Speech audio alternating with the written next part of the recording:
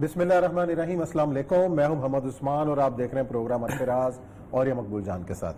مناظر آپ نے دیکھے کراچی کے، ایک بار پھر بارش اور ایک بار پھر کراچی کے شہری حالات کے رحم و کرم پر. ایسے لگ رہا ہے جیسے سمندر خود شہر کے اندر امڈ آیا، اور جو حال شہریوں کا ہو رہا ہے وہ سب کے سامنے ہے.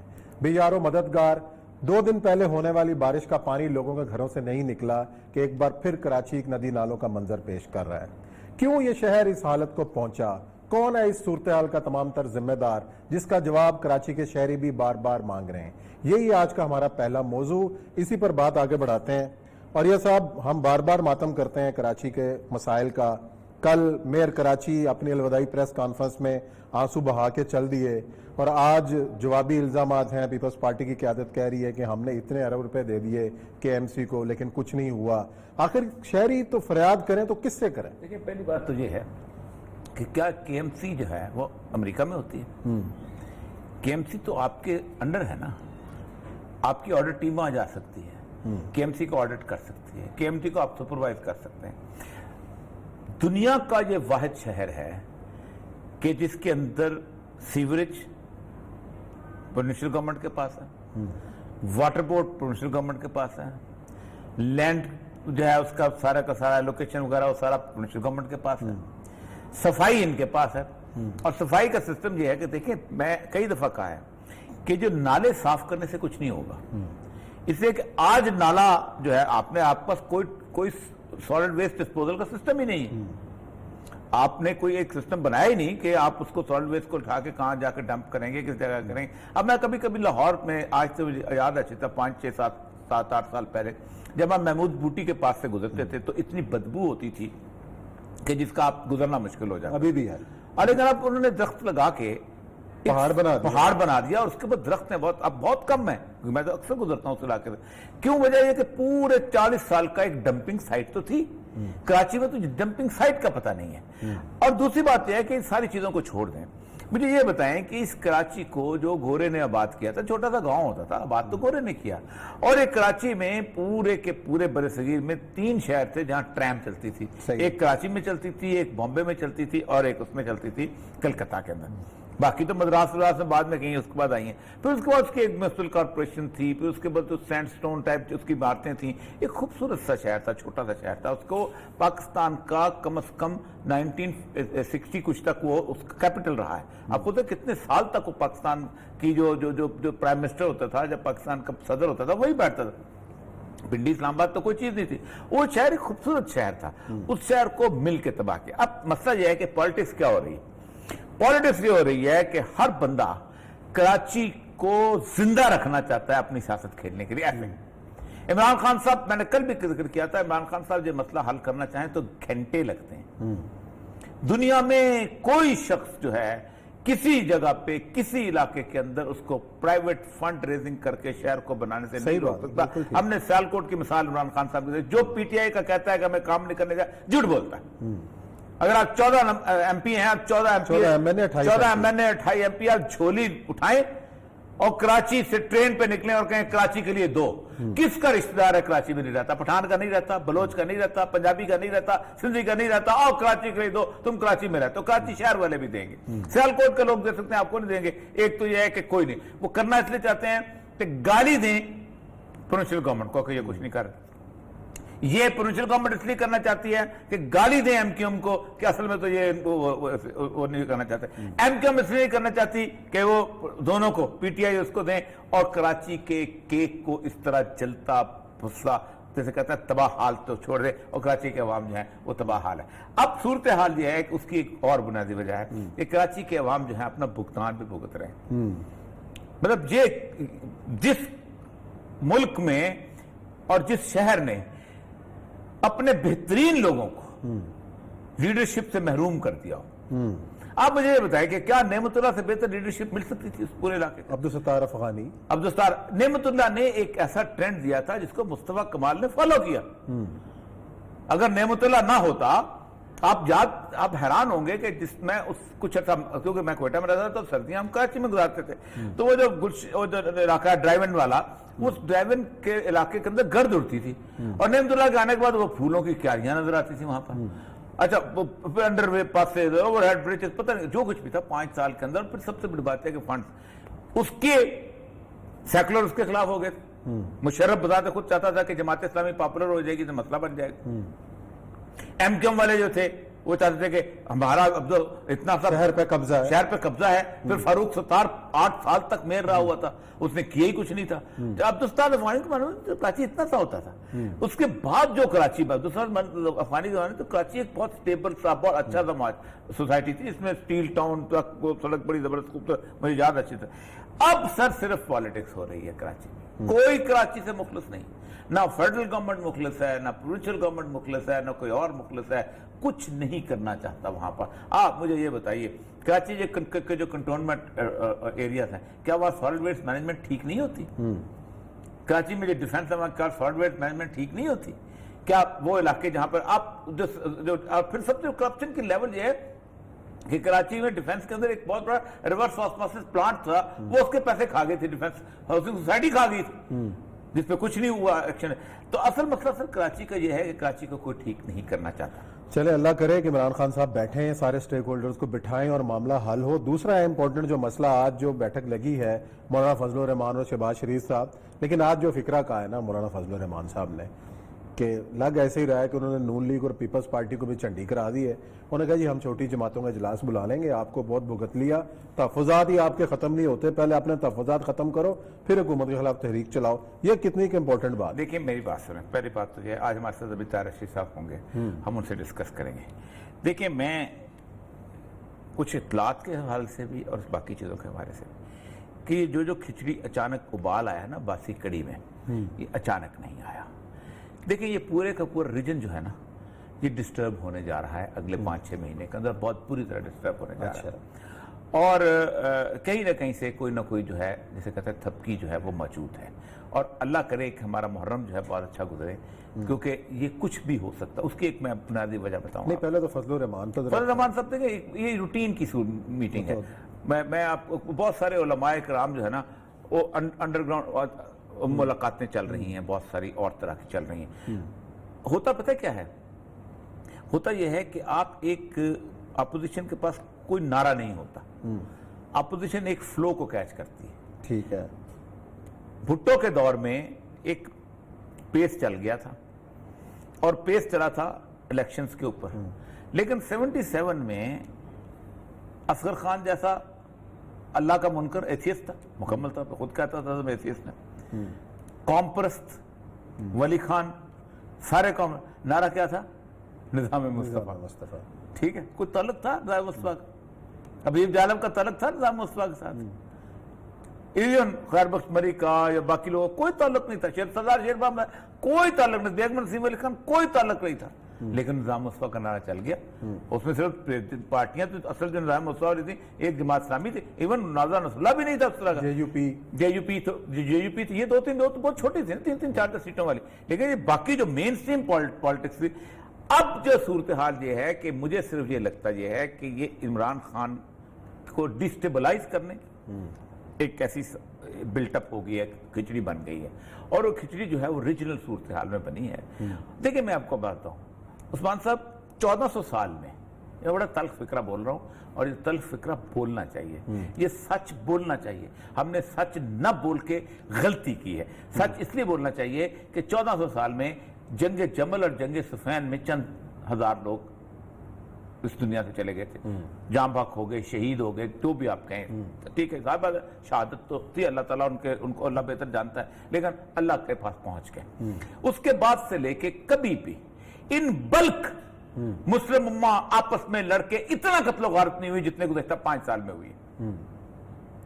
اور اس کی کوئی وجہ نہیں ہے کہ سوائے ایک سعودی عرب اور ایران کی جو ہے اور اس کو مسلک کا تڑکا لگایا. یہ کیا ہے عراق کے اندر, مسلمان آپس میں لڑ رہے, ایک دوسرے کا گلا کاٹ رہے. کون ہے؟ شیعہ سنی. شام میں کیا ہے؟ شیعہ سنی. 6 لاکھ بندہ مر گیا, 6 لاکھ بندہ مر گیا, 10 لاکھ بندہ جو ہے وہ یتیم ہو گیا, 60 لاکھ بندہ چلا گیا. بحرین میں کیا ہو رہا ہے؟ شیعہ سنی ہو رہا ہے. یمن میں کیا ہو رہا ہے؟ شیعہ سنی ہو رہا ہے. اور لیبنان میں کیا ہو رہا ہے؟ شیعہ سنی ہو رہا ہے. मत मुनाफकत करो कि ये हमारी लड़ाई नहीं है, बिठाओ। हम अभी बताएंगे जवाद नकवी साहब ने इतनी अच्छी बातें की हैं, इतनी अच्छी बातें की हैं, सलूट करने को जी चाहता है। रफी उस्मानी साहब ने इतनी खूबसूरत बातें की हैं, इन दोनों उलमा ने की हैं। मुझे डर ये है कि इस तरह की खिचड़ी यहाँ पाकिस्तान में पकनी की। अल्लाह महफूज रखे पाकिस्तान को इन तमाम हालात से। यहाँ ब्रेक लेते हैं, ब्रेक के बाद आते हैं और इसी अहम मौजू को आगे बढ़ाते हैं आगे।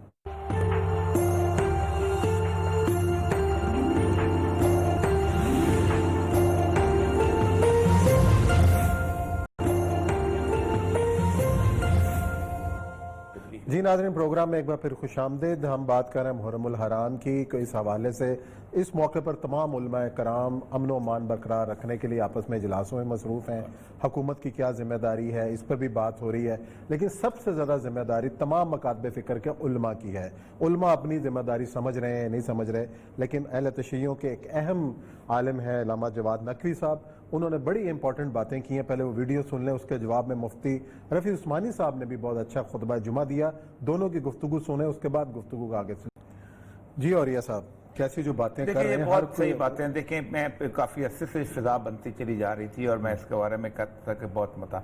सबसे बड़ी बात यह है कि इमरान खान साहब को मुतात होना पड़ेगा और अपने अंदर के लोगों को मुतात, क्योंकि कुछ अरसे से दोनों साइडों पे मुकदमात का एक सिलसिला खुला है और वो मुकदमात का सिलसिला जो एजिटेट कर रहा है। होता यह है कि चंद लोग जो हैं वो अदालतों में जाते हैं, फिर उसके बाद आके गुफ्तगूएं करते हैं, वो सोशल मीडिया पे चलती हैं, उसके बाद गाली गलौज शुरू हो जाती है। ये होता अमूमन होता रहता है कि उलमा की एक जिले से दूसरे पर पाबंदी लगाई, उन्होंने शाहजहां नकवी पर पाबंदी लगाई है, कारी जवार बहादुर को गिरफ्तार किया, लेकिन ये पाबंदी जो है इसको एक दोनों तरफ एहतराम मलूज़ खातिर रख के साइड पे कर लेते हैं घरों में। लेकिन ये जो इरिटेटिव सूरत हाल और रोज पेशियां हो रही हैं और ये इमरान खान के बस की बात लग नहीं रही। मुझे बड़ी अजीब बात है, मुझे बड़े डर लग रहा है। ज़ाहिर रशीद साहब हमारे साथ हैं। अस्सलाम वालेकुम हज़ूर। वालेकुम अस्सलाम हजरत, ये जो मुझे बड़ा नाजुक सा मुहर्रम लग रहा है, क्योंकि उससे पहले कुछ एक्शन ऐसे हो गए हैं कि जिन्होंने एक फिजा को प्रागंदा सा कर दिया है। अब अगरचे हमने आपको सुनाई, जवाद नकवी साहब का बड़े बला के आदमी हैं, फिर रफ़ी उस्मानी साहब का जो है बिल्कुल अपने शानदार तरीके से बात की है उन्होंने। मुझे ये बताइए कि इनका असर कितना होगा उन लोगों के ऊपर जो इस तरह की हरकतें कर रहे हैं। बिस्मिल्लाहिर्रहमानिर्रहीम नहमदुहु व नुसल्ली व नुसल्लिमु अला रसूलिहिल करीम। बहुत शुक्रिया। और ये सब गुजारिश ये है कि ये जो बातें हैं ना, ये उन लोगों के लिए हैं जो आमतुन्नास हैं, जो अमन पसंद हैं। जो शिद्दत पसंद है, जो तखरीब करने वाला है, उसके लिए तो कानून है। और मैं आपके सामने बैठा हूं, जब मैं यहाँ सुबह पंजाब में एडवाइजर था तो 2006 और 7 का मुहर्रम ऐसा है जिसमें किसी शिया सुन्नी का आपस में पर्चा नहीं है। उसकी वजह क्या थी कि हमने तय किया था कि ना तकफीर करने देंगे, ना तौहीन तनकीस करने देंगे, ना किसी को गाली देने देंगे, ना काफिर काफिर का नारा लगाने देंगे। और जो करेगा उस खतीब को नहीं। अब हो क्या रहा है, ये जो इंतहा पसंदी या दहशतगर्दी जहनीत के मालिक लोग हैं या जो तौहीन करने वाले हैं, वो तो अब मुख्तलिफ शहरों में नाम बदल के चले जाते हैं। गवर्नमेंट ने पाबंदी लगाई हुई है, वो नाम बदलते हैं, वहां जाके तकरीर कर आते हैं। तो हमने ये तय किया था कि खा वो कॉन्फ्रेंस हो, खा वो मस्जिद में हो, खा वो मजलिस हो, खा वो सेमिनार हो, जहां पर तौहीन होगी, तनकीस होगी, तकफीर होगी, हम उस मजलिस के सदर को, उस मस्जिद के सदर को, उस कॉन्फ्रेंस के सदर को और उस मौलवी साहब को जो करके जाएगा उस पर दहशतगर्दी एक्ट का पर्चा देंगे। लिहाजा कोई सरमायादार किसी मौलवी के लिए जेल नहीं जाना चाहता, तो वो खुद ही कह देते हैं मौलवी साहब हाथ हल्का रखना। अब इस वक्त कुछ ऐसे वाइज और जाकिर हैं जिन्होंने अपने सिर्फ यूट्यूब चैनल चलाने के लिए, या जिस तरह बिल्कुल जवाद नकवी साहब दुरुस्त कह रहे थे, अपनी मार्केट को बढ़ाने के लिए वो फिजा ऐसी बना रहे हैं कि आप जो खतरात आप बता रहे हैं बिल्कुल ये खतरात मौजूद हैं। लेकिन दूसरी तरफ भी ये है कि मुत्तहिदा उलमा बोर्ड पंजाब है, उसने पैगाम पाकिस्तान की रोशनी में एक ज़ाब्ता इखलाक दिया है। तकरीबन मैं ये कह सकता हूँ कि 99.9% उस पर अमल हो रहा है, लेकिन सिर्फ ये चंद लोग हैं। अब होता यह है जब इन पर हाथ डालने के लिए मकामी इंतजामिया कोशिश करती है, कोई ना कोई सियासी शख्सियत उसमें मुदाखलत कर देती है, कोई ना कोई जो है वजीर मुशीर उसमें मुदाखलत कर देता है। खान साहब पर और हमारे मुल्क के मुक्तदर इदारों पर आज जनरल बाजवा साहब ने भी ان کا بھی بیان بھی ہے کہ شر پھیلانے کی کوشش کی جائے گی، لیکن انشاءاللہ ہم نہیں پھیلانے دیں گے شر۔ بات بڑی واضح ہے کہ ملی یکجہتی کونسل میں، متحدہ علماء بورڈ کے ضابطہ اخلاق میں، پیغام پاکستان کے اندر سب نے لکھ کر دیا کہ جو اس طرح کی شرارت کرنے والا ہے ہم اس سے بری ہیں۔ اب ذمہ داری حکومت پر ہے، انتظامیہ پر ہے کہ وہ پکڑ کے ان کو جو ہے سزا دلوائے، عدالتوں میں لے جائے۔ جب انتظامیہ کمپرومائز کرتی ہے پھر شدت آتی ہے، پھر اشتعال پیدا ہوتا ہے۔ صحیح ہے۔ کیسے حق دیا جا سکتا ہے کسی کو کہ وہ اہل بیت اطہار کی یا اصحاب رسول کی یا ازواج مطہرات کی، خلفاء راشدین کی، ائمہ اطہار کی، حضرت امام مہدی کی توہین کرے؟ اگر کسی اپنا مسلک جو ہے وہ آپ اپنے ہاں بیان کیجئے، لیکن اس کا مطلب یہ تو نہیں ہے کہ آپ کے سامنے مائک ہے تو آپ جو ہے ہر چیز کو رونتے چلے جائیں۔ تو میں سمجھتا ہوں کہ ابھی بھی وقت ہے، ہماری جو انتظامی ادارے ہیں، ہمارے ڈی سی صاحبان، کمشنر صاحبان، اور یہ کام تو خان صاحب کو کرنا ہے۔ لوگوں کی انگلیاں اور شکایات جو ہیں وہ یہ آ رہی ہیں کہ کچھ وزراء، کچھ مشیر صاحبان جو ہیں وہ مداخلت کر رہے ہیں، وہ پابندی لگتی ہے وہ ہٹوا دیتے ہیں، تو پھر کیسے چلے گا کام؟ لہٰذا ایک آپ کو انصاف کا نظام بنانا ہے کہ جو کوئی بھی قانون کو وائلیٹ کرتا ہے، جو کوئی بھی تکفیر کرتا ہے، توہین کرتا ہے، تنقیص کرتا ہے، تبرہ کرتا ہے، پکڑیے اسے اور اسے قانون کے کٹہرے میں کھڑا کیجئے۔ اگر آپ نے یہ کام کر لیا تو انشاءاللہ، اور علماء آپ کے ساتھ ہیں، تمام مکاتب فکر کے علماء آپ کے ساتھ ہیں۔ ہمارے پاس ملی یکجہتی کونسل کا ضابطہ اخلاق ہے، پیغام پاکستان ہے، جس پہ سب کے دستخط ہیں۔ میں نہیں سمجھتا کہیں پر کوئی کمی ہے۔ اچھا طاہر صاحب، ایک اور بات ہے کہ جو ریجنل حالات ہیں وہ حالات بھی کچھ ایسے ہیں کہ اب ہمارے ملک پہ بھی ہلکا ہلکا اس معاملے میں اثر انداز ہونا شروع ہو چکے ہوئے ہیں۔ اگرچہ کہ پہلے جو لڑائی تھی وہ کہیں اور ہوا کرتی تھی، یہاں سے لوگ جایا کرتے تھے، سنی بھی جاتے تھے، شیعہ بھی جاتے تھے، باقاعدہ بھرتیاں ہو کے، یہ ڈھکی چکی بات نہیں ہے، اور دونوں طرف سے جاتے تھے، دونوں ہی قصوروار ہیں۔ لیکن اب لگ یہ رہا ہے کہ اس کے کچھ اثرات یہاں پر کافی حد تک جو لوگ واپس آ رہے ہیں اور جو اب واپس پہنچے ہوئے ہیں وہ جو ہیں ان کے بارے میں کیا آپ کہیں گے؟ اور حالات کا بھی بتائیں کہ ریجنل حالات ہیں کس کروٹ پر جا رہے ہیں؟ دیکھیے اوریہ صاحب، یہ تو ایک منظم سازش ہے کہ اسلامی دنیا کو کمزور کرنا ہے، مسلم دنیا کے، مسلم ممالک کے آپس کے حالات کو بھی خراب کرنا ہے۔ اور آپ نے دیکھا کہ ہمارے بہترین دوستوں کے ساتھ ہمارے کس طرح حالات کو خراب کرنے کی کوشش کی گئی۔ ہمارے ہر مرحلے کے اوپر ہمارے ساتھ کھڑا رہتا ہے سعودی عرب جو ہے، لیکن آپ دیکھیں کہ چند دنوں کے اندر، 2-3 ہفتوں کے اندر ایک پاکستان میں ایک ایسی فضا بنانے کی کوشش کی گئی اور ایک بے بنیاد جھوٹا پراپوگنڈا کیا گیا کہ سعودی عرب جا کے ہندوستان کے ساتھ کھڑا ہو گیا جی، سعودی عرب نے کشمیر پالیسی بدل لی ہے جی، 2 ارب ڈالر نکلوا لیے، تیل بند کر دیا، یہ ساری باتیں آتی ہیں۔ میں چیلنج کر رہا ہوں آپ کے پروگرام میں کہ ایک لفظ پاکستان یا کشمیر کے حوالے سے سعودی عرب نے تبدیل کیا ہو، جو سزا کہیں گے بھگتنے کو تیار ہیں۔ لیکن آپ نے دیکھا، اب کل خود شاہ محمود قریشی صاحب نے کہہ دیا کہ نہیں کوئی بات ہی نہیں ہے، لیکن 2-3 ہفتوں پہلے کس کے کہنے پہ کہہ دیا تھا انہوں نے؟ یہ تو قریشی صاحب سے پوچھنا چاہیے نا کہ بھئی آپ اتنی ذمہ دار سیٹ پر ہیں، یہ ایک پوری ایک گیم ہے۔ قریشی صاحب کا تو چلے ایک بیان تھا، اس سے آگے بھی آ رہی ہے جو کچھ ہو رہا ہے۔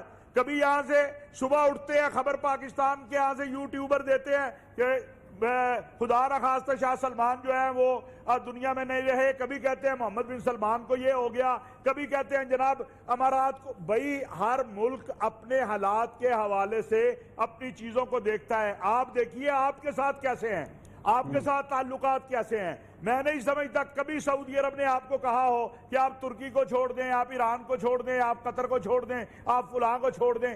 ہم یہاں پہ بیٹھ کے ماشاءاللہ اب ہمارے خارجہ امور کے ماہرین تو لاکھوں میں ہو گئے ہیں نا، جس کے پاس موبائل ہے اور یوٹیوب پہ وہ اب خارجہ امور کا ماہر ہے۔ تو اچھا خارجہ امور پہ تو کوئی زد نہیں آنے والی، یہ بتا دینا کوئی معاملات قربانی کی طرف تو نہیں بڑھنے والے، معاملات طے پا گئے ہیں، کوئی مطالبہ تو نہیں سامنے آیا؟ معاملات خراب ہی نہیں تھے عثمان بھائی، تو بیان سے جو بدمزگی پیدا ہوئی، بیان سے بدمزگی ہے، بیان سے تو بدمزگی ہوئی تھی نا، سیٹ تو بدل نہیں رہی کوئی۔ औरिया साहब, आप तो माशाल्लाह बड़े समझदार हैं। मुझे पिछले 25 साल के अंदर, मैं 25 साल में किसी लीडर के ऊपर सऊदी वजारत दिफा की प्रेस रिलीज आप पढ़े, और जो नायब वजीर दिफा हैं उनका जो ट्विटर मैसेज है, सऊदी वजारत दिफा कह रही हम जनरल बाजवा को उसके दूसरे घर में, दूसरे वतन में खुशामदीद कह रहे हैं। सही कह रहे हैं। अमीर खालिद लिख रहे हैं कि मैं अपने भाई जनरल कमर जावेद बाजवा को 25 सालों के अंदर मैं समझता हूं कि ये इससे बेहतरीन स्टेटमेंट मैंने नहीं देखी है। लिहाजा कोई ऐसी बात नहीं है जो यहाँ पे जिन लोगों की यहाँ या इस मुल्क से बाहर या पाकिस्तान और सऊदी अरब और इस्लामी दुनिया के जो दुश्मन है उनकी अगर ये ख्वाहिश है ना कि इस्लामी दुनिया को इस तरह तकसीम करें, इंशाअल्लाह ऐसा नहीं हो सकता। चलें जी, कल भी अल्लाह करे। एक थे, आज भी एक है, आइंदा भी एक रहेंगे चलिए जी, इंशाअल्लाह। इंशाल्लाह अल्लाह करे मामला इसी तरीके से आगे बढ़ते रहे, दोस्ती का ये सफर जारी रहे। नाज़रीन, लेते हैं ब्रेक, और ब्रेक के बाद आएंगे और एक अहम जो स्कैंडल है जो इस्लामाबाद में CDA ने कुछ प्लॉट लाट किए हैं ब्यूरोक्रेट्स को, क्या रूल और रेगुलेशन नजरअंदाज किए गए, इस पर करेंगे बात ब्रेक के बाद।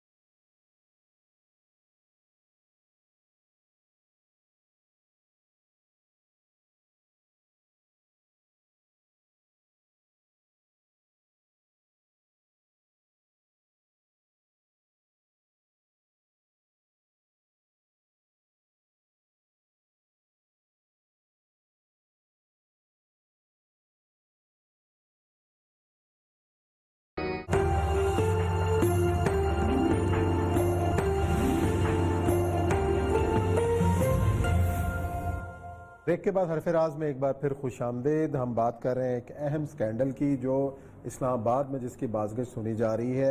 CDA ने आला ब्यूरोक्रेट्स को, कुछ रिटायर हैं कुछ हाजिर सर्विस हैं, उनको प्लॉट लाट किए हैं क़वायद ज़ाबित से हट के। इस तमाम तर मामले में साबिक वफाकी सेक्रेटरी अबू अहमद आकिफ ने इस्लामाबाद हाई कोर्ट से रजू किया है। मामला क्या है उन्हीं से पूछते हैं। अस्सलाम वालेकुम आकिफ साहब। वालेकुम सलाम जनाब। आगे भाई, ये सबसे पहली बात तो ये है कि इसमें चूंकि इमरान खान साहब के जो प्रिंसिपल सेक्रेटरी आजम खान साहब हैं, تو یہ کیس ذرا سا مزید جسے کہتے ہیں نا دو حادثہ ہو گیا. مستفید ہونے والوں میں وہ بھی بنیادی ہاتھی کے پاؤں میں سب کا پاؤں ہے نا. تو یہ مجھے بتائیے گا کیونکہ ظاہر بات ہے پلاٹس تو ملتے ہیں لیکن اس میں جو یہ غیر قانونی حرکت کی گئی ہے جو سب سے اس کی بنیاد پہ آپ گئے ہیں کہ 300-400 لوگ لائن میں لگے ہوئے ہیں اور لائن میں لگے ہوئے لوگوں کو چھوڑ کے آپ ایک آدمی کو جو کہ ڈیولپڈ ایریا کے اندر پلاٹ, یہ سارا وجہ کہ آپ کی پٹیشن ہے کیا تھا کہ اس کے بعد ہم آگے ڈسکس کرتے ہیں. جی پہلے تو نظام کے بارے میں عرض کروں کہ ایک تو آپ کو سروس میں پلاٹ ملتا ہے جو وفاقی ملازمین جتنے بھی ہیں, اور ایک گریڈ 22 کا ایک اضافی پلاٹ ملتا ہے جو کہ وفاقی سیکرٹریوں کو ملتا ہے. ٹھیک ہے. تو اس کی بنیادی وجہ یہ ہے کہ چونکہ وفاقی سیکرٹری بھی ریٹائر ہو کے اس کی پینشن جب فروخت کر دیتا ہے اپنی 1/3, اس کے بعد 1 کروڑ روپے کا آدمی ہوتا ہے. تو اکثر لوگ, یہ ایماندار لوگوں کا مسئلہ ہے, خاندانی رئیسوں کا مسئلہ نہیں ہے. ایماندار وفاقی سیکرٹری اپنا گھر نہیں بنا سکتا. 1 کروڑ روپے میں شاید اس کو کوئی فلیٹ وغیرہ مل جائے تو اور بات ہے, ٹھیک ہے, یا پھر اس نے کوئی پسنداز کیے ہوں پیسے پوری زندگی میں تو اور بات ہے. تو یہ بنیادی اس کی وجہ یہی ہے کہ جن لوگوں نے اپنی پوری زندگی ایمانداری کے ساتھ ملک کو دی ہو تو ان کو ایک عزت سے سر چھپانے کی جگہ میسر آ سکے. تو یہ تو نظام کی وجہ ہے. اچھا, دوسری بات یہ کہ اسلام آباد لینڈ ڈسپوزل رولز 2006 کے تحت کسی بھی ڈیولپ سیکٹر میں بیوروکریٹ تو چھوڑ دیں, پاکستان کے کسی شہری کو پلاٹ نہیں دیا جا سکتا, نہیں مل سکتا, کیونکہ ڈیولپ نہیں مل سکتا. اسی لینڈ ڈسپوزل رولز کے تحت جب ان ڈیولپ سیکٹر ہوتا ہے, مانی جس کو CDA لانچ کرنے جا رہی ہوتی ہے, اس میں 10% پلاٹوں کا کوٹا جو ہے وفاقی ملازمین کا ہوتا ہے اور 75% جو ہیں وہ پاکستان کے شہریوں کا ہوتا ہے. تو یہ D12 سیکٹر جہاں یہ الاٹ ہوا ہے یہ 1993 میں لانچ ہوا تھا. مجھے اس لیے پتا ہے کیونکہ میں نے بھی اپلائی کیا تھا 1993 میں اور میں ناکام رہا تھا اس وقت 1993 میں. تو بعد میں نے پیسے واپس لے لیے تھے اور لوگوں کی طرح. تو یہ جو چیز 26 سال پرانی ہو تو وہاں پہ کسی کو ایک 5 کروڑ روپے کا تحفہ دینا جو ہے نا وہ ویسے ہی ذاتی ہے, کیونکہ قانون کی خلاف ورزی بھی ہے, کیونکہ ڈیولپ سیکٹر میں پلاٹ خالی آکشن ہو سکتے ہیں یہ انہی قوانین کے تحت. اور 22 اکتوبر 2019 کو CDA نے اسی علاقے میں تقریباً 10 پلاٹ نیلام کیے تھے. اس وقت اوسط ریٹ جو تھا وہ 94,000-90,000 روپے فی گز تھا. تو یعنی کہ ایک کنال کا پلاٹ یہاں پہ 4.5 کروڑ روپے کا جو کہ CDA نے خود آکشن کیا پچھلے سال. تو پچھلے سال اکتوبر پچھلے سال 22 اکتوبر سے لے کر مارچ تک کے دوران یہ اچانک پلاٹ کہاں سے آ گئے, اور اگر آ بھی گئے تھے تو ان کو آکشن کرنا قانون کے تحت لازمی تھا. آگے صاحب پھر یہ بھی دیکھنا پڑے گا کہ ڈی سیکٹر جی یہاں یہ مجھے بتائیے گا, یہ بات تو بڑی کلیئر ہو گئی. مسئلہ سارا یہ ہے کہ یا تو کوئی امینٹی پلاٹ کاٹا گیا ہے یا کوئی ان کے کوئی پارک کو کاٹا گیا ہے, کیونکہ بنیادی نقشے کے اندر تو یہ پلاٹ موجود نہیں ہوں گے ورنہ تو آکشن ہو گئے ہوئے تھے. یا اکتوبر میں یہ پلاٹ آکشن ہوئے اور میرے خیال 18-20 فروری کو CDA کے بورڈ کے اجلاس میں D12 میں ری پلاننگ کی اجازت دی گئی. اب یہ کیا ری پلاننگ تھی ہمیں اس لیے نہیں پتا کیونکہ بورڈ کے منٹس جو ہیں وہ تو CDA کی ویب سائٹ پہ ہیں. اس میں لکھا گیا ہے کہ سمری جو ہے اپروو کی جاتی ہے, شاید یہ 7 نمبر آئٹم ہے CDA کے بورڈ کا اجلاس جو ہے یہ CDA کی ویب سائٹ پہ موجود ہے. لیکن سمری میں کیا لکھا ہوا تھا جو اپروو ہوئی یہ ہمیں پتا نہیں ہے. یہ سمری پرائم منسٹر نے اپروو کی ہے؟ نہیں, CDA کے بورڈ نے. یہ 18-20 فروری کو اس سال. ٹھیک. اچھا, آپ کا جو کیس ہے اب کس سٹیج پہ ہے, کیا ہوا؟ سمری اپروو کر دی. اب اسٹیج پہ ہے کہ مختلف جو ریسپونڈنٹس ہیں اس میں ابھی تک ہاؤسنگ نے جواب جمع نہیں کرایا. باقی ریسپونڈنٹس کا CDA کا اور اتھارٹی کا جواب تو آ گیا ہے کہ وہ ظاہر سی بات یہ کہتے ہیں کہ ہم نے کوئی غیر قانونی کام نہیں کیا. اچھا, لیکن یہ غیر قانونی کام پرائم فیسی ہے, بالکل واضح ہے کہ آپ نے جب پچھلے سال اکتوبر میں یہ پلاٹ نیلام کیے تو دراصل یہ بھی دیکھنا پڑے گا کہ D12 سیکٹر میں کل کتنے پلاٹ تھے اور وفاقی ملازمین کو کتنے دیے جا چکے ہیں, کیونکہ 10% کوٹا وفاقی ملازمین کا ہے. فرض کیا اگر 1000 پلاٹ D12 میں تھے اور 100 سے زیادہ دیے جا چکے ہیں تو کوٹا پہلے ہی ایکسیڈ کر چکا ہے. اور ہماری اطلاعات یہی ہیں کہ کوٹا ایکسیڈ ہو چکا ہے. اچھا, ایک تو یہ سب سے بڑی بات یہ ہے کہ کم کم 200-300 لوگ ایسے ہیں جو لائن میں لگے ہوئے تھے. ظاہر بات ہے وہ تو 14 اور 16 نمبر یا 14 اور 15 نمبر میں اب 14-16 میں تھے. अच्छा, ये तो अखलाकी पहलू है, क्योंकि जो फेडरल गवर्नमेंट हाउसिंग अथॉरिटी है उनका कहना ये है कि ये 250 पौने 300 लोग जो हैं ये अपनी इस्तेकाक जो इस्तेमाल कर चुके थे। इन्होंने चूंकि F14-15 में अपनी कंसेंट दे दी थी। अब ये और बात है कि उनको एक ही चीज़ ऑफर की गई। जब उनको एक ही चीज़ ऑफर की गई, या तो मुझे ऑफर किया जाता कि जी आप F14 में लेंगे या D12 में लेंगे, इस्तेमाल करता। मैंने और 286 और लोगों ने कंसेंट तो अंडर ड्यूरेस इस्तेमाल की ना। Under duress. अच्छा, सिर्फ ये भी नहीं है, वो लोग जो इनसे पहले प्रमोट हुए थे इन लोगों से, जिन्होंने कंसेंट नहीं दी थी, उनको भी नजरअंदाज किया गया है। तो इसमें आप क्या समझते हैं, आजम खान साहब जो हैं उनको तो आप तो 11th कॉमन के, आजम खान किस कॉमन से हैं? वो 17वें के हैं। तो और जबकि 7th कॉमन के बाद कम से कम जी उसमें मेरे कॉमन के लोग भी हैं, मुझे पता है। अच्छा, बुनियादी उसूल ये है कि जो लोग देखिए, मुझे छोड़ दें, मैं तो लाइन में नहीं हूं, मुझसे 6 साल सीनियर लोग भी जो है उनको नहीं मिला। तो जो लोग रिटायर होते जाएं उनको मकान बनाने के लिए एक प्लॉट दिया जाए, ठीक है, ना कि वो लोग जिनकी अभी 5-5, 6-6 साल सर्विस बाकी है, आप उनको मराद दे रहे हैं, और जबकि रिटायर्ड लोग जो हैं वो किराए के मकानों में रह रहे हैं। मेरे अपने कई बैचमेट किराए के मकान में रहते हैं। सही बात है। सही जी, बहुत बहुत शुक्रिया आका साहब, बहुत बहुत नवाज़ आपने देखिए, ये बुनियादी तौर पर इमरान खान साहब को सोचना चाहिए कि उनका इमरान खान साहब क्या क्या सोचे, मुझे ये बताएं। सर, ये प्लॉट कुछ पता नहीं चलता। आपका प्रिंसिपल सेक्रेटरी प्लॉट ले रहा है और रूल वायलेट का ले रहा है। 600 बंदे लाइन में लगे हुए हैं और एक बंदा जो है वो लगे हुए हैं कि जी ये सेक्टर में सड़कें बनेंगी, प्लॉट बनेंगे, ये होगा, फिर मिलेगा, लाइन में आपको लगेंगे। और आप एक बंदे को सीडीए एक मीटिंग बुलाता है और उसमें कहता है कि हमें अचानक इसमें से 12-13 प्लॉट उग आए।